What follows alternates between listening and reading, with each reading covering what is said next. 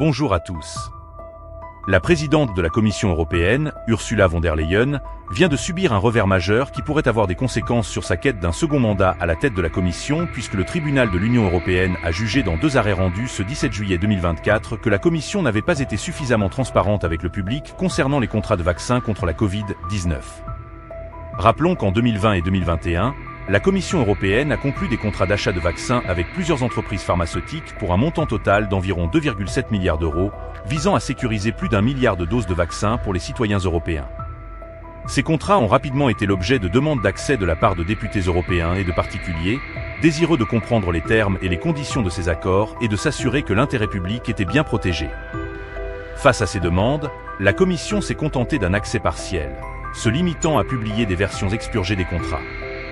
Cette attitude a conduit les députés européens et plusieurs particuliers à saisir le tribunal de l'Union européenne dans le but d'obtenir l'annulation des décisions de la Commission.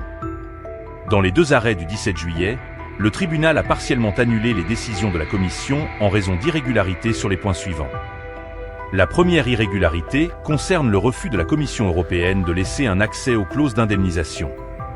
En effet, le tribunal estime que la Commission n'a pas démontré qu'un accès aux clauses d'indemnisation nuirait aux intérêts commerciaux des entreprises pharmaceutiques.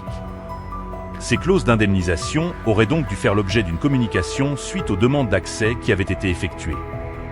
La seconde irrégularité concerne le refus de la Commission européenne de donner accès aux déclarations d'absence de conflit d'intérêts des membres de l'équipe de négociation pour l'achat des vaccins.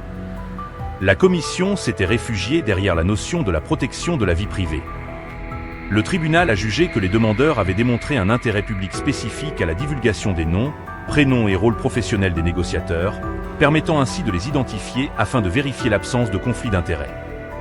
Alors que d'autres affaires sont en cours concernant Ursula von der Leyen, les contrats et l'industrie pharmaceutique, la Commission européenne s'est empressée de publier un communiqué de presse minimisant l'importance de ces 2 arrêts et se félicitant de la reconnaissance de la protection des intérêts commerciaux, ce qui semble indiquer que pour la Commission européenne, la protection des consommateurs, autrement dit des êtres humains, n'est que secondaire, voire sans importance.